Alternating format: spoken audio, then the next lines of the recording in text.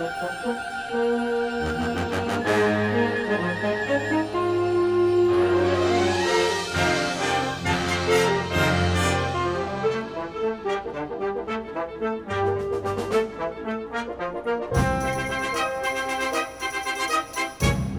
story begins in London, England, with Professor Henry Higgins, a scholar of phonetics who believes that one's accent and the tone of one's voice goes a long way to determine one's station and position in society. One evening, he meets with Colonel Hugh Pickering, himself a scholar of phonetics who's come all the way from India to see Professor Higgins. Higgins is bragging that he can teach anyone, literally anyone, to speak so well that he could pass them off as a duke or a duchess at the embassy ball. Why, even this young woman in front of them right now trying to sell them flowers with a thick Cockney accent. We find out her name is Eliza Doolittle. She dreams of working in a flower shop, but her accent has made that quite impossible.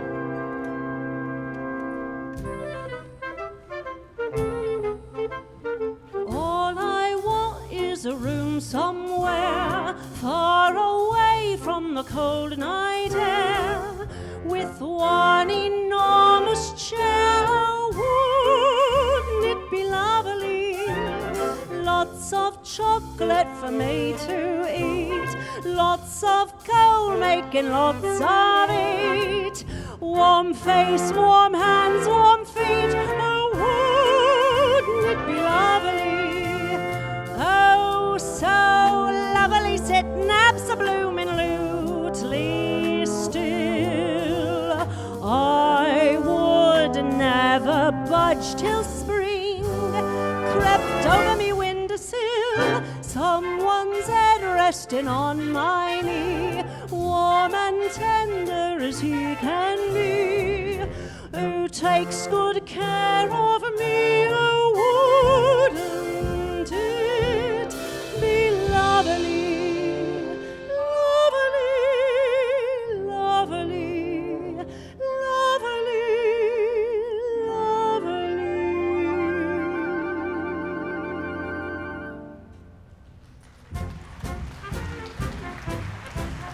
The next morning, Eliza shows up on the doorstep of Professor Higgins' home, seeking lessons.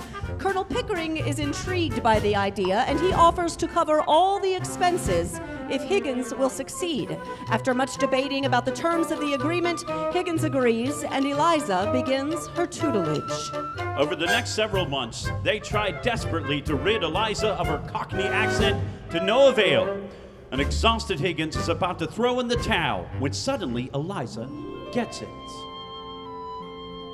The rain in Spain stays mainly in the plain. What did you say? The rain in Spain stays mainly in the plain. I think she's got it. The rain in Spain stays mainly in the plain. By George, she's got it. By George, she's got it. Now once again, where does it rain? On the plain, on the plain. And where's that soggy plain? In Spain, in Spain. The rain in Spain stays mainly in the plain. The rain in Spain stays mainly in the plain. In Hartford, Haddiford, and Hampshire, hurricanes hardly happen. How kind of you to let me come. Now once again, where does it rain? On the plain, on the plain. And where's that blasted plain? In Spain, in Spain. The rain in Spain stays mainly in the plain. The rain in Spain stays mainly in the plain.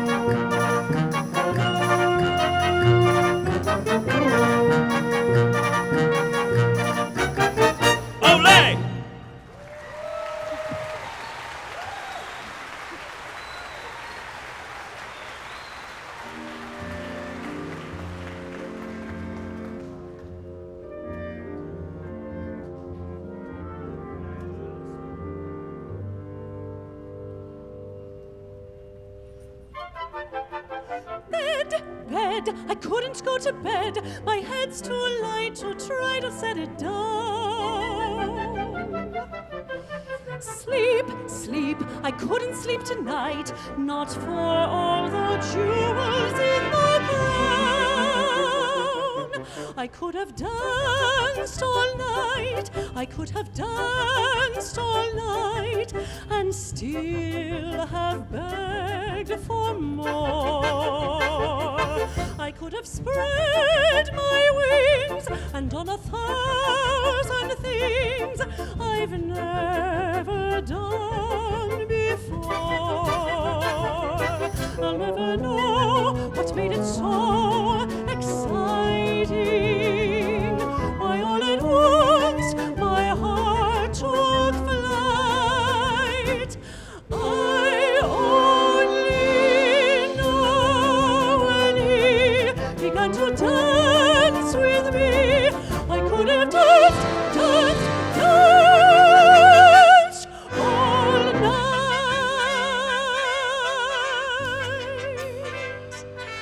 I could have danced all night, I could have danced all night, and still have begged for more.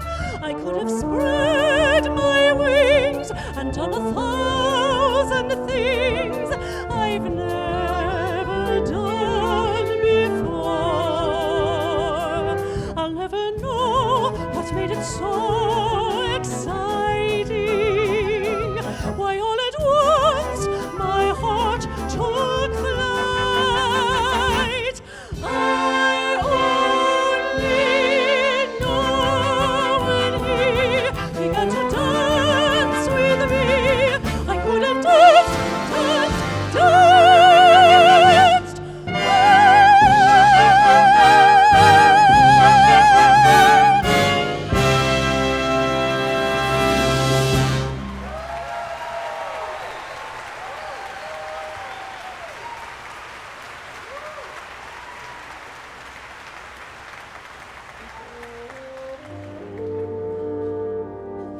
As a trial run, Professor Higgins takes Eliza to Ascot Racecourse. She initially makes a good impression, but finds herself slipping into a vulgar cockney by cheering on her favorite horse. Professor Higgins is secretly amused, but Eliza needs to keep working.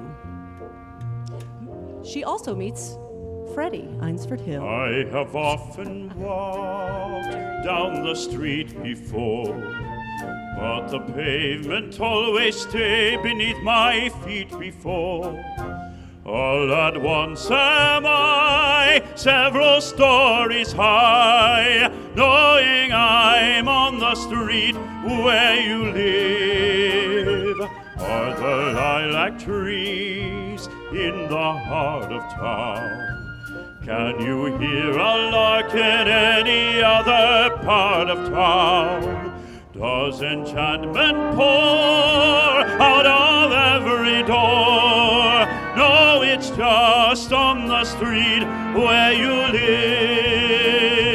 live. And oh, the towering feeling, just to know somehow you are near.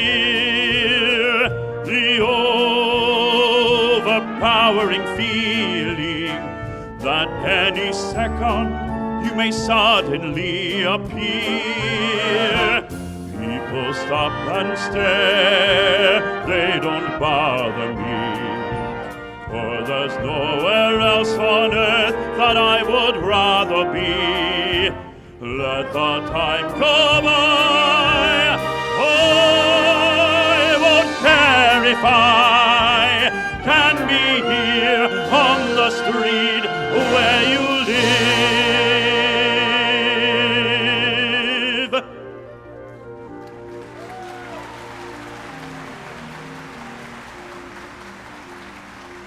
Later, Professor Higgins takes Eliza to an embassy ball where she spends the evening dancing with guests and royalty.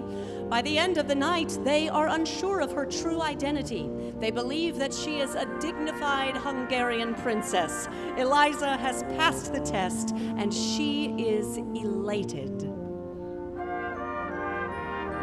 However, all of Eliza's hard work is barely noticed, as all the credit goes to Professor Higgins.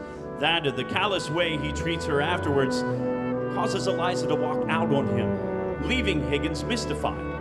Eliza tries to return to her old life, but sadly finds she no longer fits in. Meanwhile, Freddie Einsford Hill, that young upper-class gentleman, is still trying to woo Liza. But he finds that her words are getting nowhere with her. Speak, and the world is full of singing, and I am winging higher than the birds.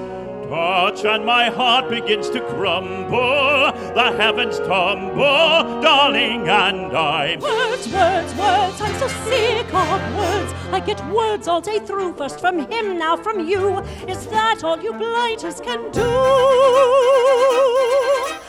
Don't talk of stars burning above. If you're in love, show me.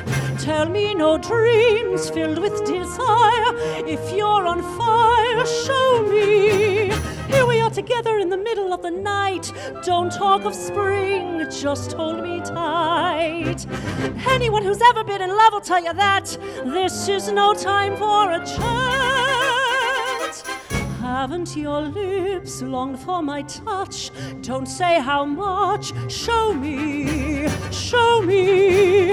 Don't talk of love lasting through time. Make me no undying vow. Show me love.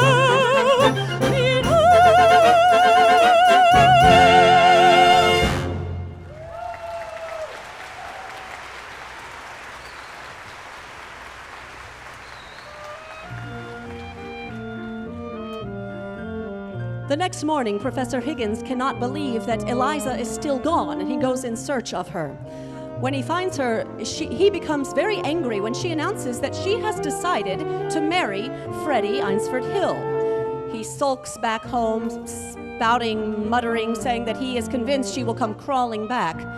But he comes to the unsettling realization that she has come to mean more than him than he originally thought, and he begins to lament her absence.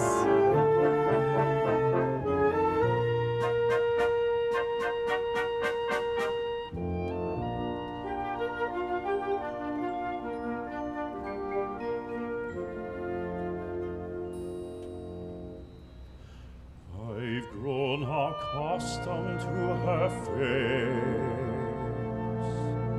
face. She almost makes the day begin. I've grown accustomed to the tune she whistles night and noon.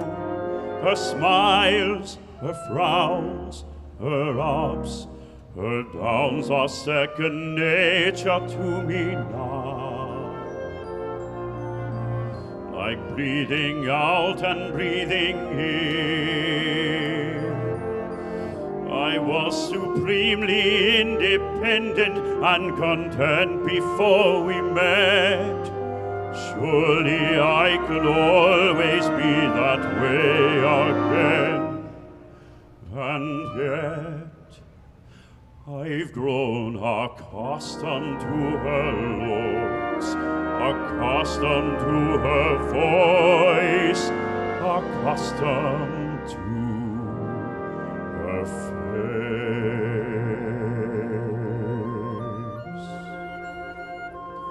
Sentimentally, Higgins listens to a recording of Eliza's voice.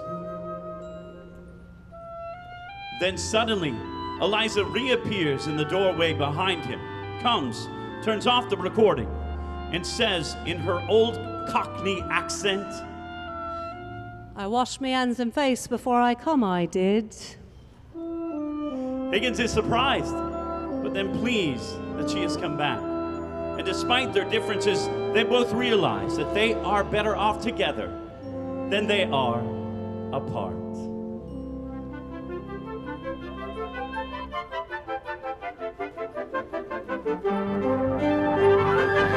I could have danced all night, I could have danced all night, and still have begged for more. I could have spread my wings and done 1,000 things I've never done before. I'll never know what made it so exciting.